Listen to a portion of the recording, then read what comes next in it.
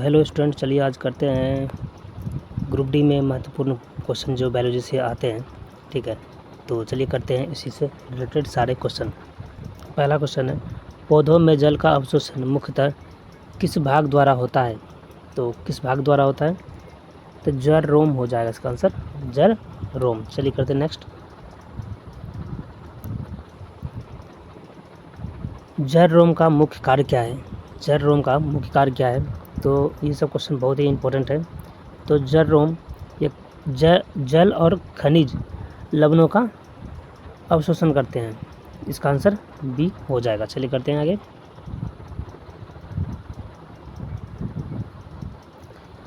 प्रकाश संश्लेषण के लिए आवश्यक नहीं है। प्रकाश संश्लेषण के लिए आवश्यक क्या चीज़ नहीं है? तो क्लोरोफिल बिल्कुल ये है, सूर्य का प्रकाश बिल्कुल ये भी है, कार्बन डाइऑक्साइड, तो कार्बन डाइऑक्साइड ये भी बिल्कुल है। तो क्या नहीं है? तो नाइट्रोजन गैस। ठीक है, नाइट्रोजन गैस नहीं है। नाइट्रोजन गैस जो है पौधा लेता है। ठीक है, चलिए करते हैं नेक्स्ट। पौधों द्वारा छोड़ी जाने वाली गैस कौन सी है? पौधों द्वारा छोड़ी जाने वाली गैस कौन सी है?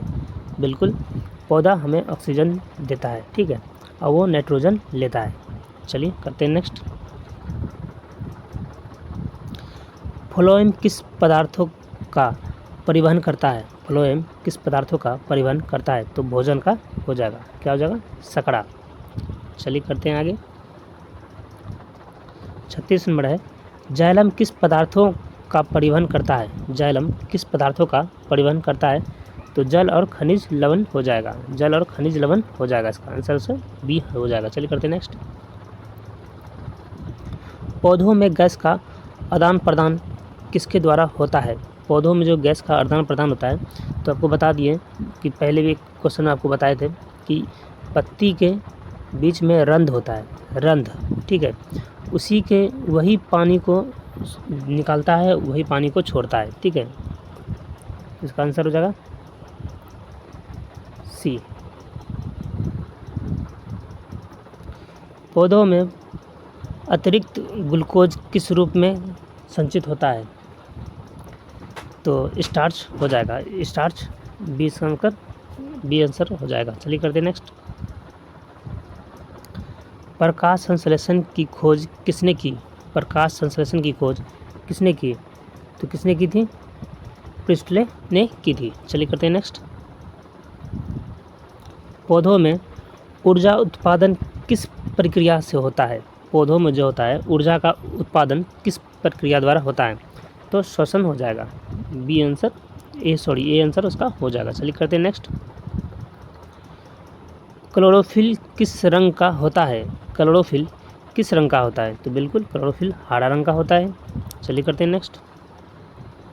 42 नंबर, पौधे कैसे सपोषी कहलाते हैं? तो सपोषी का मतलब हो गया खुद भोजन ग्रहण करने वाला।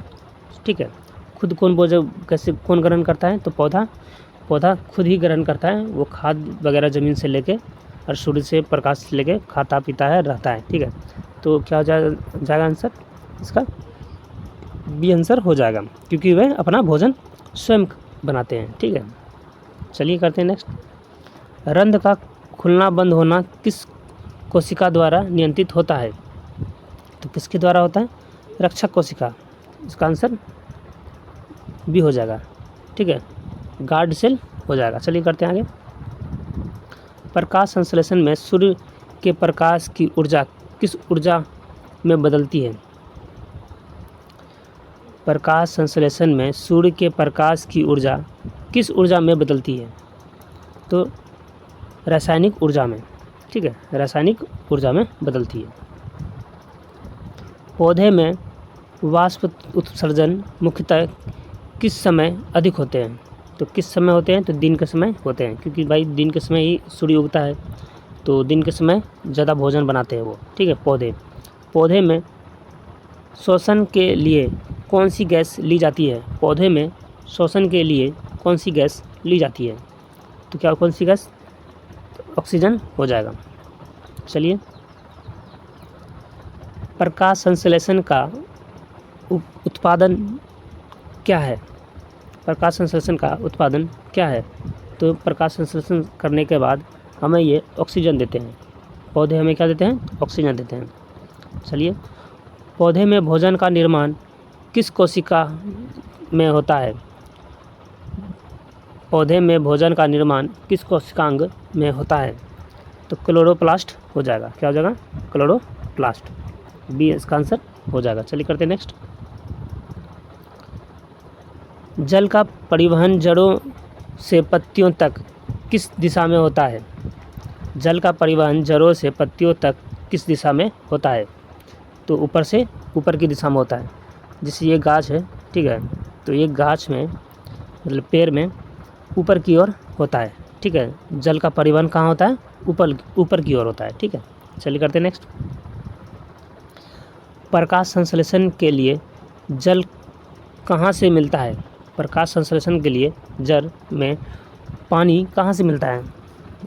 कोई भी पौधा में जो जड़ से ही लिया जाता है तो मिट्टी से हो जाएगा। मिट्टी से ही खनिज हो चाहे जल हो वो लेता है, ठीक है। चलिए करते हैं नेक्स्ट। पौधे में भोजन का परिवहन किस दिशा में हो सकता है? पौधों में भोजन का परिवहन किस दिशा में हो सकता है? तो दोनों दिशा में होता है, ठीक है, दोनों दिशा में होता है। इसका आंसर हो जाएगा, क्या हो जाएगा? सी। चलिए करते हैं नेक्स्ट। पौधे में जल की हानि किस प्रक्रिया द्वारा होता है? पौधों में जल की हानि किस प्रक्रिया द्वारा होता है? वाष्प उत्सर्जन। चलिए करते हैं नेक्स्ट। रंध्र अधिकतर कहाँ पाए जाते हैं? रंध्र अधिकतर कहाँ पाए जाते हैं? पत्ती की निचली सतह। पत्ती की निचली सतह। चलिए करते हैं नेक्स्ट। जाइलम एक प्रकार का क्या है? जाइलम एक प्रकार का अस्थायी उत्तक है। अस्थायी उत्तक है। चलिए करते हैं नेक्स्ट। फ्लोएम में भोजन किस रूप से जाता है? फ्लोएम में भोजन किस रूप में जाता है? तो फ्लोएम में सुक्रोज द्वारा जाता है। क्या हो जाएगा? सुक्रोज। पौधों में भोजन बनाने के लिए आवश्यक वर्णक है। आवश्यक वर्णक क्या हो जाएगा? क्लोरोफिल। क्लोरोफिल हो जाएगा, क्लोरोफिल। चलिए करते हैं नेक्स्ट। पौधों की जड़ों में पाए जाने वाली सूक्ष्म बाल कहलाते हैं। सूक्ष्म बाल क्या कहलाते हैं? पौधों के जड़ों में पाए जाने वाले सूक्ष्म जो बाल होते हैं उसे क्या कहते हैं? जड़ रोम कहते हैं। क्या कहते हैं? जड़ रोम। प्रकाश संश्लेषण के दौरान CO2 कहाँ से आती है? कहाँ से आती है? तो वायुमंडल से आती है। पौधों में श्वसन कब होता है? पौधों में श्वसन दिन और रात दोनों टाइम होता है। दिन और रात दोनों टाइम होता है। चलिए करते हैं आगे। पौधों में ऑक्सीजन का उत्सर्जन किस प्रक्रिया में होता है? पौधों में ऑक्सीजन का उत्सर्जन किस प्रक्रिया में होता है? तो प्रकाश संश्लेषण हो जाएगा। प्रकाश संश्लेषण। चलिए करते हैं नेक्स्ट। ये सब क्वेश्चन बहुत ही इंपॉर्टेंट है, एग्ज़ाम से रिलेटेड है और आप लोग बिल्कुल रटते रहिए इसको, आप पढ़ते रहिए हमेशा, ठीक है, क्योंकि एग्ज़ाम में यही सब पूछा जाते हैं। अब बाबर अकबर नहीं पूछा जाता है, ठीक है। चलिए करते हैं आगे। पौधों में जल के ऊपर उठने में कौन सा बल सहायक होता है? कौन सा बल सहायक होता है? वाष्प उत्सर्जन, खिंचाव, ठीक है।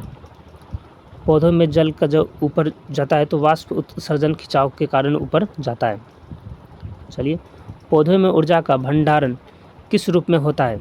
पौधों में ऊर्जा का भंडारण स्टार्च द्वारा होता है। स्टार्च हो जाएगा। चलिए करते हैं नेक्स्ट। पौधों के लिए भोजन निर्माण का स्थान है।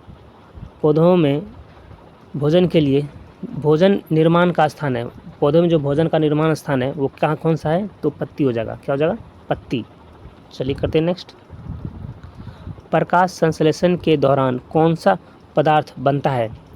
कौन सा पदार्थ बनता है? प्रकाश जब संश्लेषण करता है तो ग्लूकोज बनाता है, ठीक है। क्या बनाता है? ग्लूकोज। चलिए करते हैं आगे। तो 65वां क्वेश्चन है, पौधों में खनिज लवण का परिवहन किसके द्वारा होता है? पौधों में खनिज लवण का परिवहन किसके द्वारा होता है? तो जाइलम द्वारा होता है। क्या हो जाएगा? जाइलम। चलिए करते हैं आगे। भोजन, पौधों में भोजन का परिवहन किस ऊतक द्वारा होता है? किस ऊतक द्वारा होता है? तो फ्लोएम द्वारा होता है। फ्लोएम द्वारा होता है।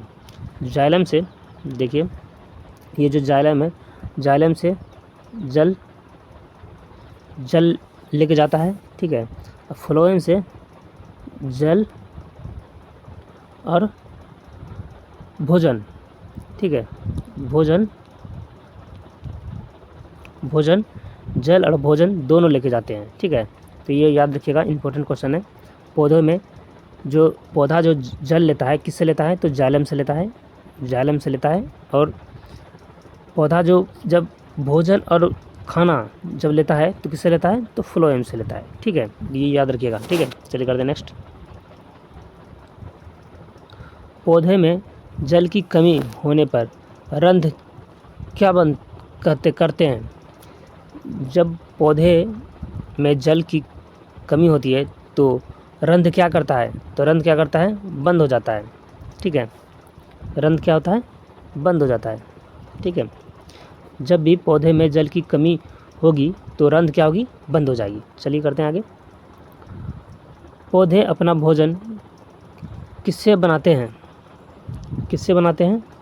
तो CO2 से बनाते हैं। पौधे जब भोजन बनाते हैं किससे बनाते हैं? CO2 से और जल से बनाते हैं। चलिए करते हैं आगे। प्रकाश संश्लेषण की क्रिया सबसे अधिक कहाँ होती है? तो कहाँ होती है भाई? तो पत्ती में होती है, बिल्कुल सही। तो आज का क्वेश्चन करते हैं यहाँ ये अंत। और आप लोग का कैसा लगा क्लास ज़रूर बताइएगा, और आप लोग रिवाइज करते रहिए, क्योंकि हर एग्ज़ाम में अब बायोलॉजी से बहुत ज़्यादा क्वेश्चन पूछे जाते हैं। तो ये सब क्वेश्चन पूरा हॉटस्पॉट है, ठीक है। आप ये क्वेश्चन बिल्कुल ना मिस करें, इसको रिवाइज करते रहें ताकि आपको कोई भी एग्ज़ाम में प्रॉब्लम ना हो, ठीक है।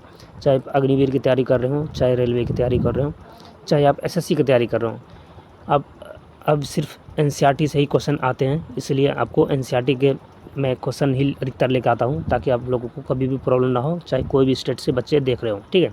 चलिए करते हैं नेक्स्ट क्लास में, आप सबसे मिलते हैं।